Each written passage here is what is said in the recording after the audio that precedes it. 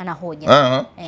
Anahoja kumjibu, lakini location, tunasema eneo la kumjibia halijaendana na kile alichokijibu. Ule ni mkutano wa Chauma ambao mmeuandaa kwa dhima ya kuwaambia wananchi kwamba mnaenda kufanya nini?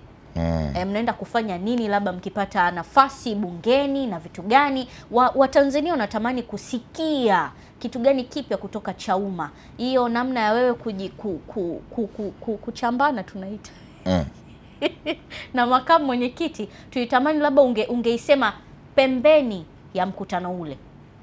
Sasa Yeriko naye pia alitoa maoni yake kupitia mtandao wake wa Instagram, ambapo alisema aina hii ya siasa za udhalilishaji wa kijinsia kwa wanawake tuzikatae kwa nguvu zote, haijalishi nani kazitoa. Mwenyekiti wangu akamtaja hapa Heche John.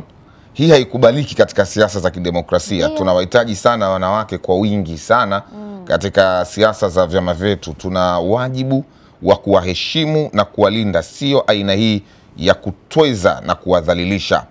Mama Susan Kiwanga ambaye Chadema kilimuamini kikampa ubunge, chama kilimuamini akapitishwa kugombea uwenyekiti wa BAWACHA Taifa. Leo wewe makamu mwenyekiti wa Chadema Taifa unamdhalilisha kiasi hiki kisa tu kaamua kuhama chama? No, hii haikubaliki. Tupinge kwa nguvu zote bila kuangalia hizi itikadi na mihemko. Kuwa mama wa nyumbani na usiwe na elimu na kisha kuwa mbunge ni heshima kwa mwanamke, sio dhambi wala udhaifu. Leo kadhalilishwa huyu hadharani. Vipi hali ya wanawake huko ndani? Wanadhalilishwaje? Mwenyekiti wangu umekosea, ajisaishe, tuwaunganishe, tusiwagawe. Hicho ndicho ambacho alikiandika ndugu yetu Yeriko Nyerere kwenye nini ya Instagram. Kwa ukuaji wa teknolojia tungetamani kusikia vitu vizuri kwamba mwanamke ambaye alikuwa ni msaidizi wa nyumbani lakini kwani kamdhalilisha wapi? Yeye kaelezea historia yake. Hapana. Kwamba mbona mimi nasemaga zamani kwa mfano nilikuwa fundi tiles. Si kweli nilikuwa fundi tiles. Umesema wewe mwenyewe. Kwani hata mimi kwani ukinisemea kuna shida gani? Kwa nini unisemee wakati sipo kwenye chama chako Zungu? Ndo siasa jinsi zilivyo. Yeye Heche amemzungumzia kwamba jinsi ambavyo Chadema ilimsaidia bibi kwamba ameisaliti.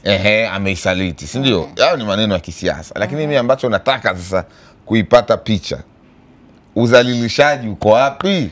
Wakati yeye kazungumzia historia, si kweli alikuwa mama wa nyumbani? Sawa, udhalilishaji. Kwa nini useme dada wa ndani uliokuwa huna chochote? Si kweli alikuwa na chochote. Kwani alikuwa na chochote? Kusaidia. Kwani alikuwa na chochote? Yaani kwani anachokusema Heche kuna uongo? Ni udhalilishaji hata kama ni ukweli. Udhalilishaji uko kwenye nini? Udhalilishaji kwenye nini yani? Kwa nini kwanza umseme? Hata kama ulimsaidia, kwa nini umseme? Kusema yani si dhambi. Tunaruhusiwa kutoa maoni kwa mujibu wa katiba, limradi tusivunje sheria za nchi. Ndio maana nitangulia tusitweze utu. Kwa mfano Yeriko hapa kaandika ametweza utu wa Susan. Mimi sijui, mimi sijaona. Kwa mfano mimi sijaona.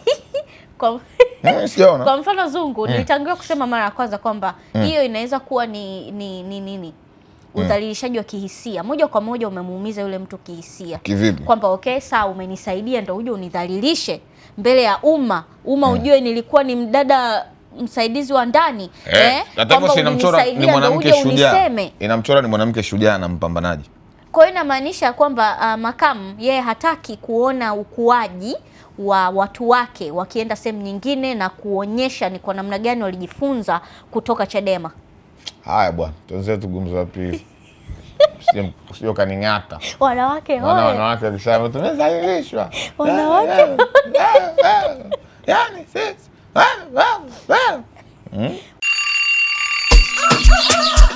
Morning Bantu.